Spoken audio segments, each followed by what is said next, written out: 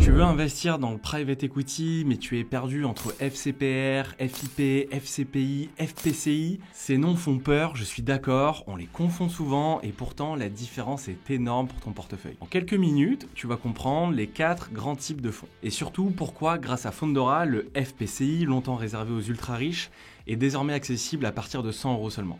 Avant, il fallait 100 000 € pour investir dans ce type de fonds. Aujourd'hui, c'est littéralement 1000 fois moins. Et ça change complètement le jeu.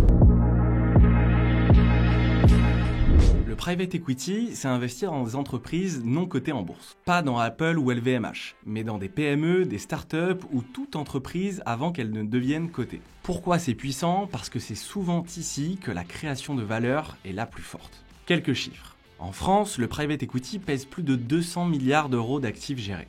Depuis 20 ans, cette classe d'actifs a surperformé les marchés cotés avec des rendements moyens de 13% par an. Mais à ça, il y a 2 conditions. Ton argent est généralement bloqué 6 à 10 ans, le temps que les entreprises se développent. Puis historiquement, seuls les professionnels de l'investissement pouvaient en profiter. Et c'est là que la gamme des fonds interviennent, FCPR, FIP, FCPI, FPCI. Je vais tout expliquer.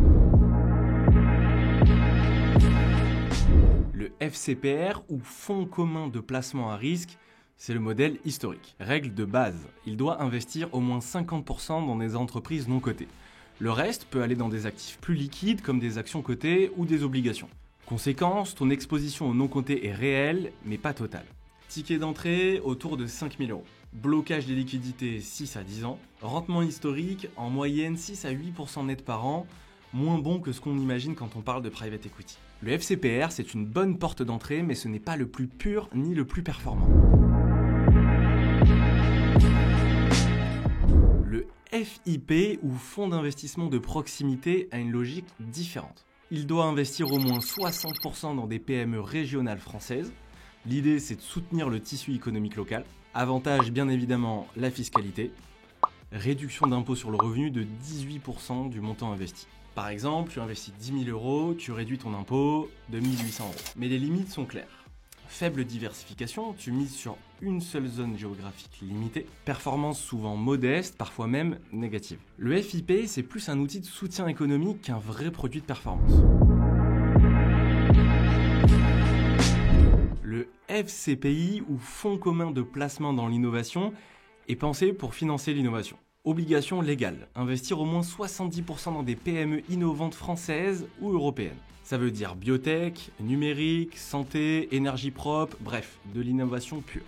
Son vrai atout, encore une fois, la fiscalité. Réduction d'impôt sur le revenu de 18% du montant investi dans la limite des plafonds. Même exemple, tu investis 10 000 €, tu réduis ton impôt de 1 800 €. Et si tu gardes ton investissement jusqu'au bout, tes plus-values sont exonérées d'impôt sur le revenu, hors prélèvements sociaux. Mais côté rendement, c'est instable.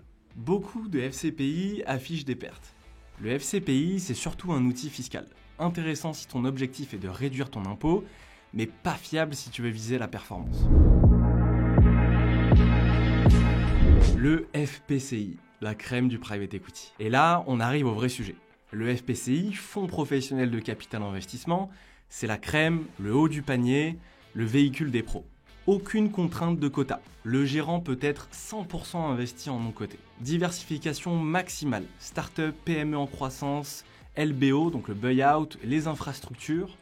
Liberté stratégique totale, c'est le terrain de jeu des meilleurs gérants.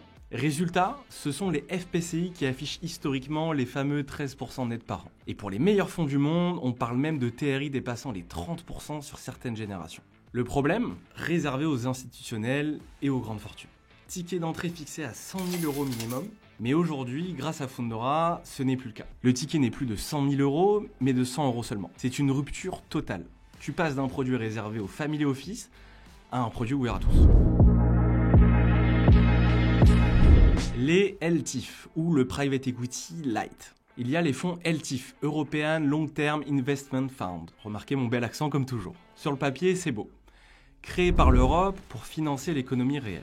Obligation d'investir au moins 55% dans des actifs non cotés, PME, infrastructures, immobilier. Jusqu'à 45% peuvent rester en actifs liquides, actions ou obligations cotées. Ticket d'entrée parfois plus bas, même à partir de 1 € comme on peut le voir récemment.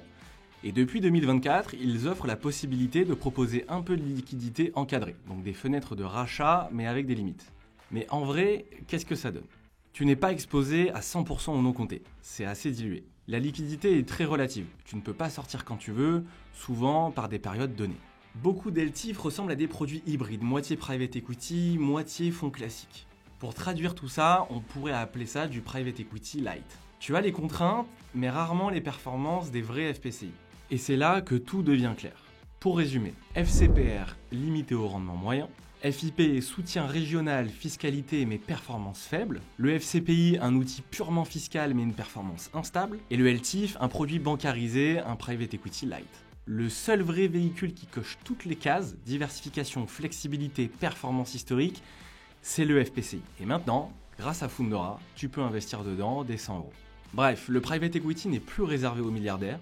Avec Fundora, tu peux investir dans les mêmes fonds que les pros, donc dans des fonds FPCI, maintenant tu l'as compris, dès 100 euros. Tu diversifies ton portefeuille, tu captes la croissance du non-coté et tu le fais avec un ticket minimal. Et ça, c'est la vraie démocratisation. Attention, comme toujours, n'oubliez pas qu'investir comporte des risques de perte partielle, voire totale du capital investi. Les performances passées ne présagent pas des performances futures. C'était Alan de Fundora, merci de m'avoir écouté et à bientôt pour une prochaine vidéo.